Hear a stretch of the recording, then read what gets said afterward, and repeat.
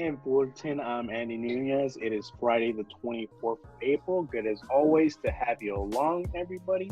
I'm sure many of you have been keeping up with the news, especially with the ongoing pandemic. But today we wanted to take a minute and sum things up for you guys.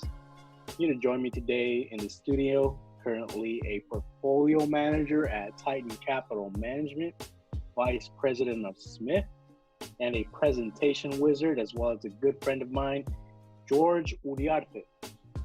Clap, clap, clap, clap, clap.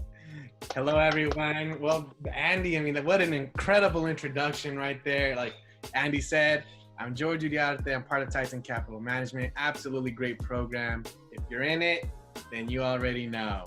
And yeah, like Andy said, we're going to be talking a little bit about the implications of COVID-19 on the economy, on the equity markets and credit markets as well. Okay.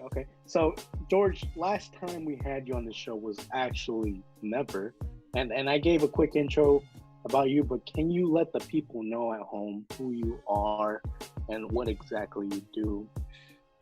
Well, in terms of my roles and responsibilities as a portfolio manager, I basically analyze, the economy and the markets as well. And basically I try to construct give recommendations on the type of strategy that we should be taking. So whether we should be more top down or bottom up, well, when it comes to our allocations, when it comes to equity research, just basically do research on a company, look at its fundamental drivers, its balance sheet to see how strong how financially fit the company is, and just in terms of regular life, I play piano every once in a while. Sometimes I'm trying to pick up ukulele. I like to learn things, which is why this industry just really fascinates me. There's always something new to learn. That's great to hear. George. Alrighty, so let's just get right into it, right? So, can you give us a quick briefing about what is making economies around the world so sick in terms of cases confirmed or total deaths or anything like that? Any stats, any numbers you got for us? Most definitely. Well, there's for sure the globe, the entire earth has a very, very high fever right now. In fact, there have been 2.6 million cases confirmed around globally. Now, I want to keep in mind that this doesn't take into account people that have not actually been tested. There's a large amount of people that have coronavirus, don't know they have coronavirus, but haven't been tested. And that's due to the fact that there's this incubation period, which makes it difficult for you to know if you have the virus. On top of that, there's also rumors of some governments not, giving correct data in terms of the amount of cases they have. Overall, 2.6 million cases confirmed as of April 22nd. Around 182,000 deaths. Rest in peace to all the people who have unfortunately passed away of COVID-19. But on the bright side, there have been 700,000 recoveries. So that is something very, very good. Overall, go on, Andy. Go ahead. I was gonna say, basically overall, it's the U.S. The United States has been the one that has been affected the most. As you can see on this graph right here, we're around this time, which is between March 15th and March 29th, or a little bit into the next month. Right. Cases just skyrocketed, and this is partly due to the fact that we didn't react fast enough. Right. So in terms of new cases in the U.S., how does that compare to Italy, which was just recently one of the most heavily infected areas in the world? So how does the U.S. compare to Italy in terms of new cases? It's absolutely incredible because, as you said, Italy was in fact it was known as the epicenter for COVID-19 cases. And one of the downsides to Italy is, they first of all, they've got, with respect to other countries, they've got high mortality rates because COVID-19, it tends to negatively affect those, like significantly affect, I should say, those that are elderly and that have a compromised immune system. And unfortunately, in Italy, a lot of their population or their demographics is comprised of a lot of elderly. So their mortality rate has been hovering around 10%. But as you can see, the amount of cases that have been trending the amount of cases that have been confirmed, this has been trending downward. And versus the United States, which has been, although it peaked and it's starting to flatten out, we still have an abnormally amount of cases. And I want to attribute this mostly to the fact that Italy has been very responsive and very strict on their stay-at-home rules. No one's allowed to go out. And the citizens of Italy, they've been really doing a good job of making sure that they respect these rules. Versus with the United States, after around 2-3 weeks, a lot of individuals started to get frustrated. Obviously, their frustrations are justified as a lot of non-essential businesses had to close down. So leisure, such as, hotels, such as, bowling alleys, the theaters, they all had to close down. And ultimately, these individuals that relied on this, this cash flow from working in those industries temporarily have to stop working. However, after a few weeks, they're not for it. And they're actually starting to protest, demanding that their governor open up the state immediately. So it's just incredible the difference between compliance and just not just in compliance, if that is a good way to put it. Right. So that's terrible, right? But in terms of the economy, how it's affecting the economy, can you give us a sense of how it's affecting unemployment? Yeah, definitely. And this is one of the most impactful and unprecedented as well. Unprecedented times, because never has ever been a time in the U.S. economy in its entire lifespan that there's been unemployment claims that reach beyond the million mark. Initial unemployment claims. That wasn't until COVID-19. So COVID-19, just like I said, decimated industries. People have to apply for unemployment. And as of the last month, there's been around like over 20 million in initial unemployment claims. Now, the impact of this is that 75% of the U.S. economy is consumer driven.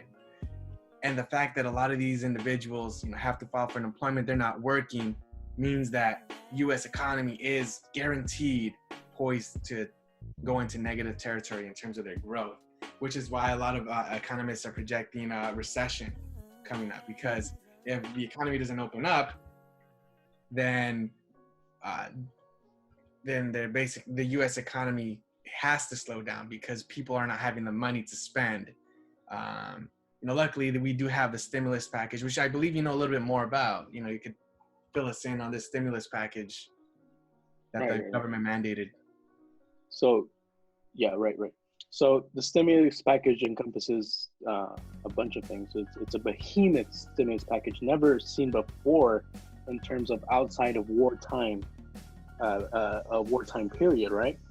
So we're seeing a lot of small aid to businesses, purchases of large amounts of treasuries, and MBS is putting money back into the economy at 0% interest rates.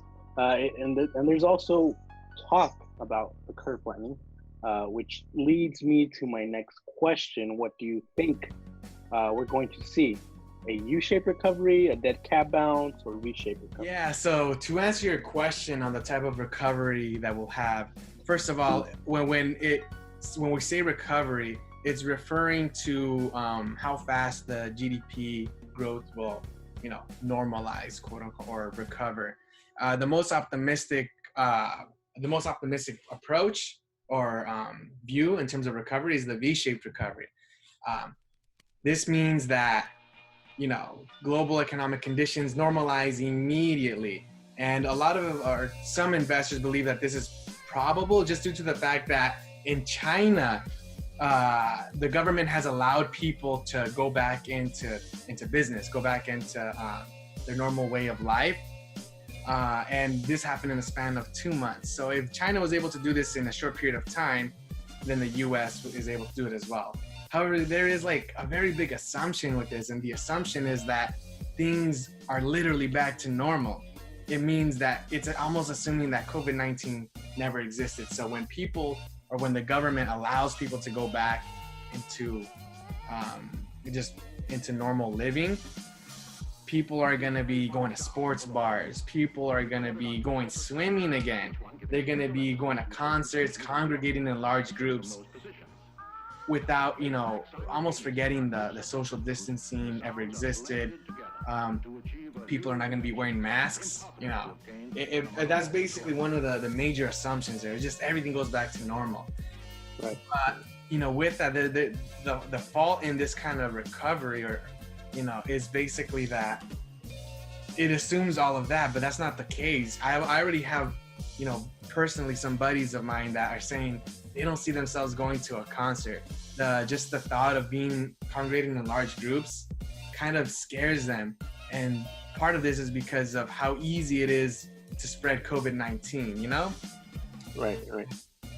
So just to quickly synthesize for our viewers at home, what your reasoning is as to why we're not going to see a V-shaped recovery is because it's going to basically be like, it's as if coronavirus never happened, right? And consumer behavior will be unchanged, right? That's your argument? That's exactly right. Andy, awesome. you hit the nail with the hammer on that one, Andy. So let us know what W-shaped recovery is, or the cat bounce. Yeah. W-shaped recovery has, the aspects of V-shaped recovery where we see a full-on recovery. People are out there, and more than likely, if this were to happen, it would happen during summer because, supposedly the virus can't spread in, hot conditions as they say. The problem with this is and something that's been talked about is a second wave of infections. Basically, people are going to go out, they're going to be normalized, but because, they're not taking the proper precautions, because this assumes everything is back to normal, the virus can spread just as easily as, it first began. But I was even reading that in a more aggressive manner. So people go back to normal, and then because the virus is spreading again, the government mandates a quarantine, which causes us to go back into recession. Why? People, they can't, non-essential businesses can't operate again, which means that people can't go to work. Again, 75% of the US economy is consumer driven. So it's very, you can see how you have a period where if this is an example of a historical W-shaped recovery, where there's a recession, then, we got a few quarters of, growth again, and then back into a recession. And that's, like I said, I don't see a V-shaped recovery happening or a W-shaped recovery happening.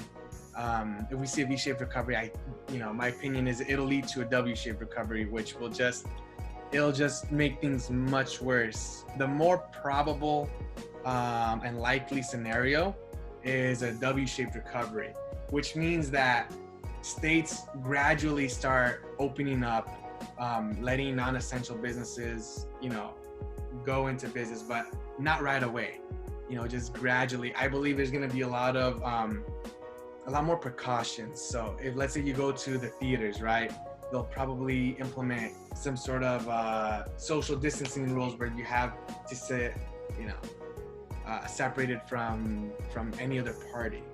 They'll probably be more stringent in sanitation as well.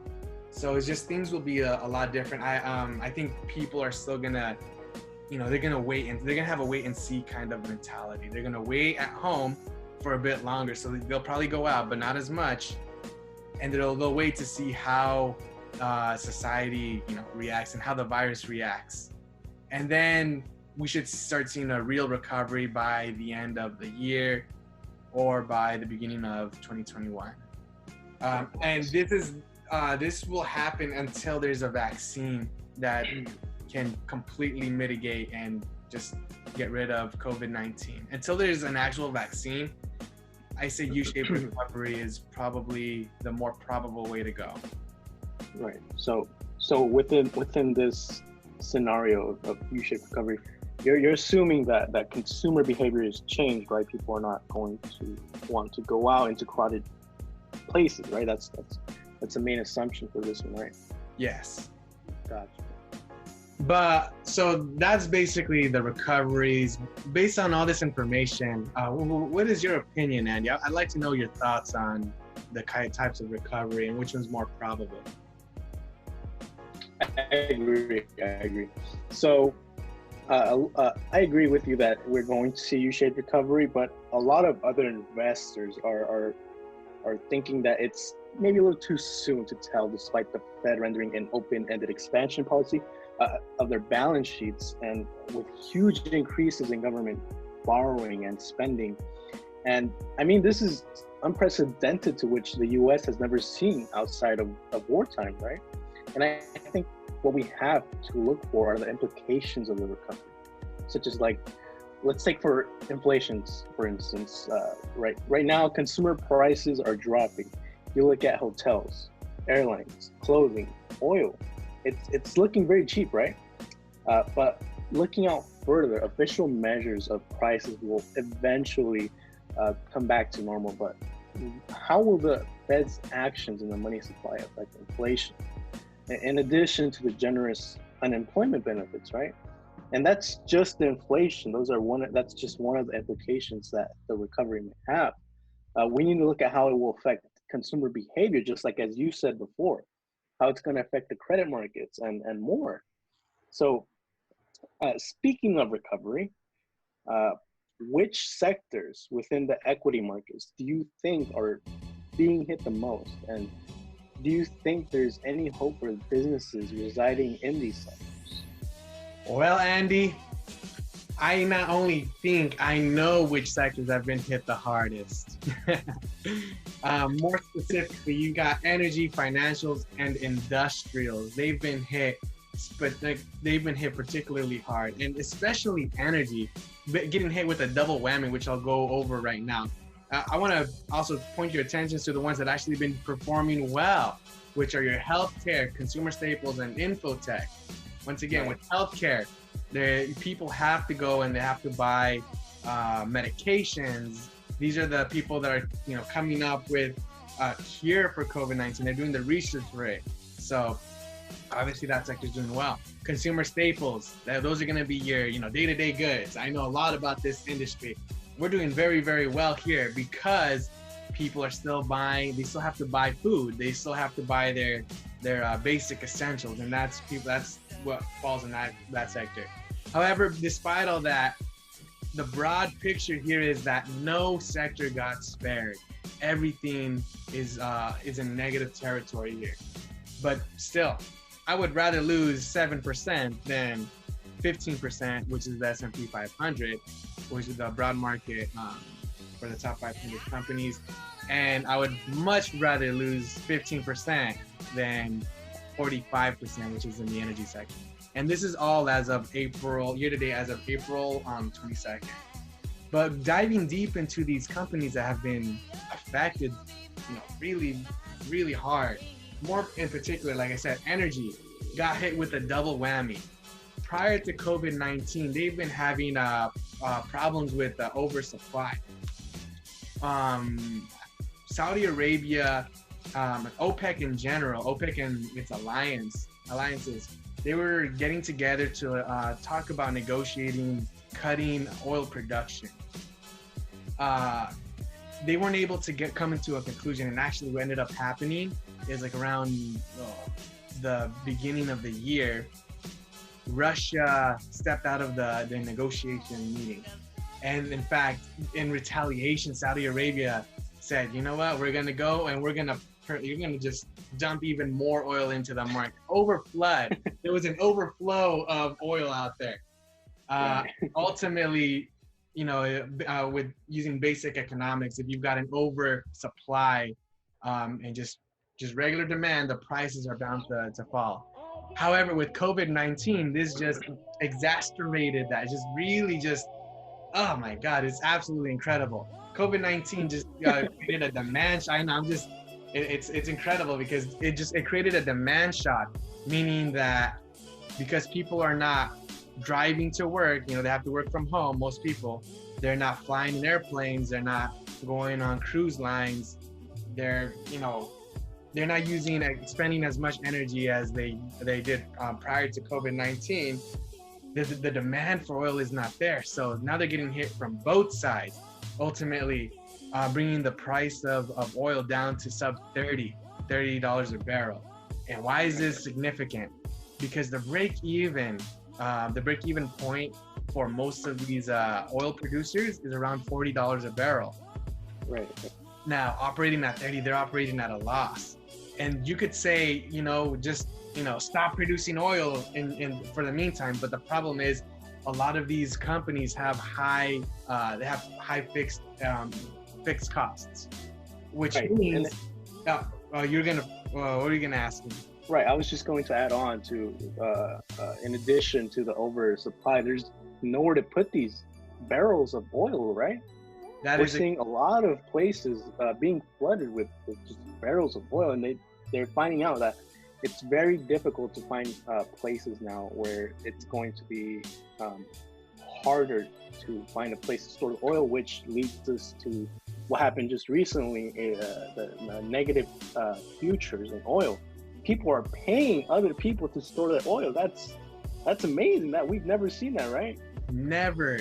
Yeah, I just wanted to add on to that. Go ahead, please. Yeah, and it's honestly just a spectacle to see as well. Luckily, we weren't in oil, but just to watch the dynamics of that market is just absolutely incredible. But yeah, so, and obviously, what this is going to cause is a lot of the smaller oil producers, they're more than likely going to be going bankrupt, which will attribute to and we'll probably talk a little bit more about this, but the fact that the high yields option adjusted spreads just blew up like crazy. With the financial industries, consumer finance, a lot of and like I said, like I had previously stated, people are not working, which means they're not bringing in money. How are they going to be paying for their credit card debt? Right. How are they going to do it with a $1,200 stimulus check? Doesn't work that way. They've got way more expenses. So a lot of these consumer finance or banks are taking huge hits in their credit department. This encompassed with the fact that the Fed just dropped the rates down to almost 0%. Which means that, and the 30-year Treasury is not that high, so net interest margins have obviously been contracting due to that. And capital markets have been doing all right. They're the ones that have been helping out companies, raise capital. So these are going to be your Goldman Sachs, your JP Morgan, Citibanks. Despite that, they're still getting hit pretty hard. And finally, you got the industrials, more specifically airlines. Obviously, governments have mandated restrictions on out of the country travel. You can travel within the country, but no one's really traveling right now due to COVID-19. So obviously airlines such as Southwest, Delta, Spirit, Alaskan Airlines are all taking huge hits. Right. So speaking of credit markets, this is a great way, a great segue into our discussion of the bond market. Do you think people are flocking over to the bond market now that the equity markets are taking a nosedive? Most definitely. As y'all can see in this chart, this is a 10-year constant maturity rate. For y'all that don't know, there's an inverse relationship between the interest rates on the 10 years or the treasury rates and on all bond prices and the actual price. So as yields go down, prices go up. So what this is telling you is that over the past year, yield has been steadily going down, and there were concerns that we were headed, as the economy was slowing down, we're headed towards a recession.